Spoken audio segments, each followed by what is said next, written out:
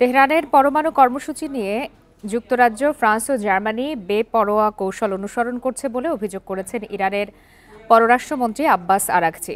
যুক্তরাষ্ট্রের সঙ্গে এই তিনটি দেশের জোটবদ্ধতা বিশ্বজুড়ে ইউরোপের অবস্থানকে খর্ব করবে বলেও সতর্ক করেছেন তিনি।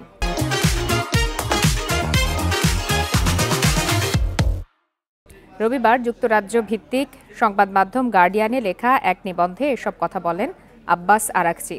সেখানে ইউরোপের এই তিনটি দেশকে E3 হিসাবে উল্লেখ করেছেন তিনি। বলেন, E3 এমন একটি প্রক্রিয়া শুরুর সিদ্ধান্ত এগিয়ে নিচ্ছে যা ইরানের ওপর জাতিসংঘের নিষেধাজ্ঞা পুনর্বহাল করবে। এর কোনো আইনি মানদণ্ড নেই, তাই এটি ব্যর্থ হতে বাধ্য। তিনি লেখেন, অনুমানের ওপর ভিত্তি করে E3 একটি বেপরোয়া পদক্ষেপ নিতে যাচ্ছে। এই গুরুতর ভুল তাদেরকে উল্টো ফল দেবে বলেও সতর্ক করেন তিনি।